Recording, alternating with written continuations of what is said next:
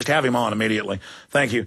We'll tell you about a few of these sponsors that made today's show possible. One of them is efoodsdirect.com, the letter E and then foodsdirect.com. Big links up on Infowars.com and prisonplanet.com. You'll never stand on the bread line, folks, if you own your own bread.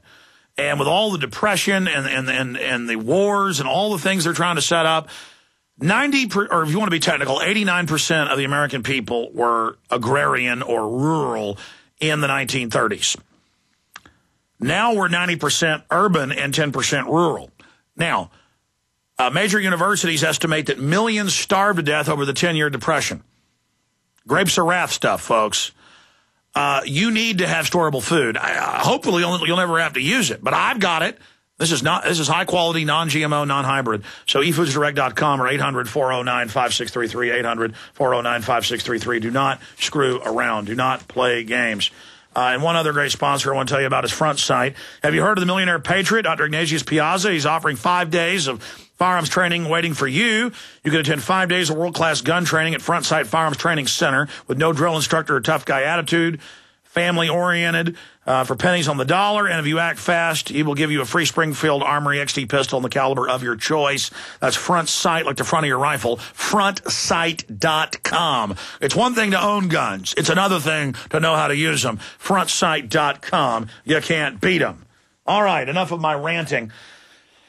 Jim Tucker, who has never steered us wrong, does have Bilderberg Group sources, secretaries, assistants, financial planners, bankers. I'm going to leave it at that.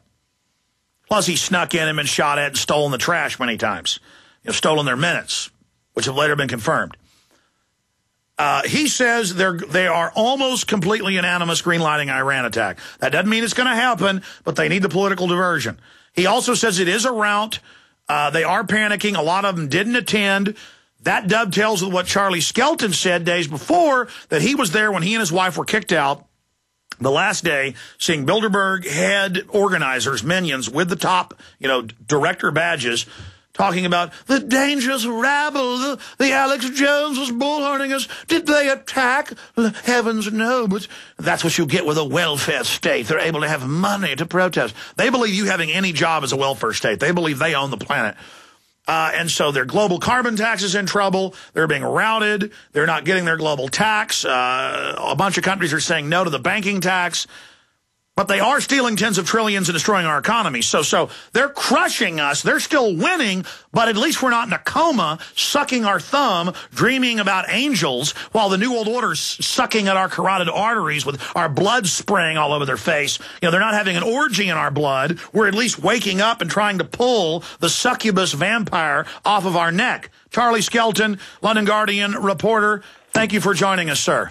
Thank you. Excuse me while I just pull this succubus vampire off my neck. That's better. Thank you. Well, you have been near quite a nest of them hanging upside down by their clawed toes. Is that what succubi do?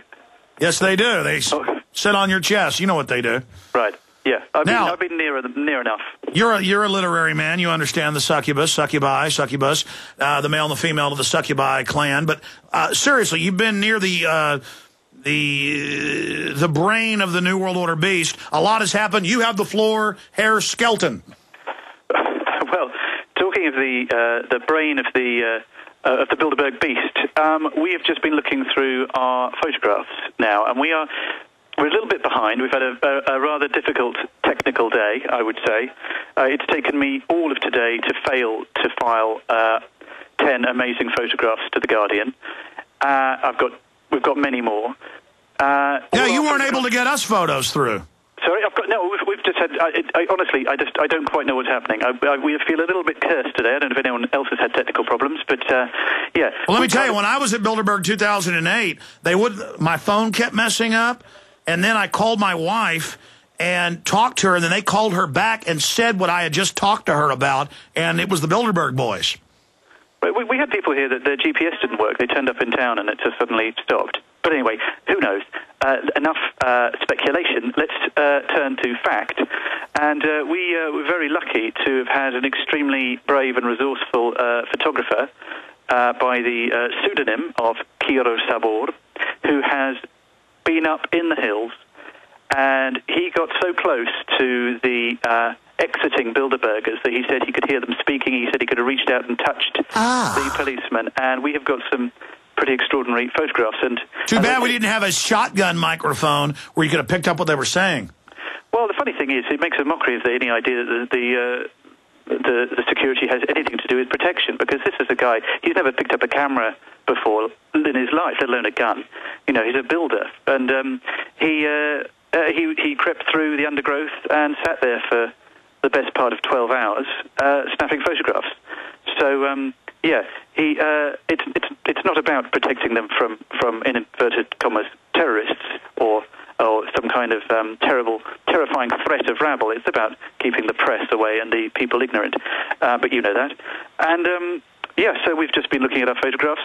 Just literally turned to a photograph just now, and there in the shadows, after a little bit, we tweaked a little bit the bit of the photograph, and we saw a rather interesting fellow there, which I'll tell you about later. But I can tell you some of the names I can confirm. No, tell me now. So you got Bernanke, and they're lying and saying he wasn't there. We haven't got him, but we have got... we've got the nastiest man alive, perhaps. We've got Mr. Kissinger. Oh, my gosh. Were you... By the way, he's a war criminal in Spain. So, brave lad to have come here and braved the possibility. Oh, that's right. He's been indicted as a war criminal, and Herr Kissinger scurried in. Yeah, there's been a lot of speculation that he wouldn't show because, why would you come to a country that has an arrest warrant out for you for war crimes? Which I think is the case. I say that. I think I've been told that's the case. That's something. No. I mean, that happened 3 years ago. But he didn't seem to mind. I think he commands a lot more security and power than the average Spanish judge or policeman. So, he's pretty safe. What about Bill Gates? Did we see Mr. Eugenics? I've not, but I have seen his chief research officer, Craig Mundy. We've got some lovely photographs of Craig. So the Microsoft were there in force this year. I believe Mundy has been before a few times, but anyway. So Microsoft their whole new business model is forced inoculations and weather control, and so we know they were there pressing Spain to go ahead with the carbon tax. Right. Well, good. I'm sorry. I said no. Terrible. Obviously, it's just awful. And I was just thinking to myself how extraordinary that they strategize in such a manner. And in fact, we have the CEO of the biggest technology company on television saying he will control our weather. I mean, this is like a bad B movie where you have the crazy guy, I'm taking over the earth, I will control the weather. What is that? Sorry, I wasn't aware of that. I've been stuck. Oh yeah, Bill Gates has got weather control systems, chemtrailing, geoengineering is what they call it. I wish they could behave a little bit less like James Bond baddies. I mean, this year they were swept into an underground car park because they didn't want, the few of us who were here to photograph them. I get really embarrassed. We keep seeing them sort of huddling down on the floor of limousines and holding handbags and newspapers to their faces. And I'm thinking, is that what you do if you've just been meeting in order to try and make a better world? I don't think it is. I think if I'd just been spending 4 days strategizing for the good of mankind, I'd sort of be walking out of there thinking, hey, I might get a few pats on the back. But, they crawl out and they slide out. And it's do you know what? My overarching emotion of this particular Bilderberg, last was probably fear. This has been absolute embarrassment. And I just find the whole thing poignant. From the point of view of I just look at them and I go, really, come on. That is not really how you behave as an adult. Well, they know they're setting up world government, usurping liberty and sovereignty, so of course they creep around and behave like rodents scurrying around in the dark of night from the bright lights of publicity. As David Rockefeller said in 91, they couldn't have built this world government with the bright lights of publicity, and so they're like vampires. The lights of publicity ignites them, so that's why I'm using the vampire metaphor. Yeah. Now, Mr. Skelton, I have the American Free Press writer on, Mark Anderson. He said that it's in the local Spanish news that the police union of the Catalonia State Police are filing a complaint about being forced to guard these people. Oh, yeah, and I reported in my last report that the head of the local police here in Sitges, I don't know if I've told you this, my brain is a little bit muddied after 4 days of madness, but they arrested a couple of guys on the hill. They took them into the took them into the police station, and the chief of police stood there and said, "We admire you. We admire what you're doing. I don't like the guys up there." And I think there's not a lot of sympathy actually from the average Spaniard, and I include the police in that.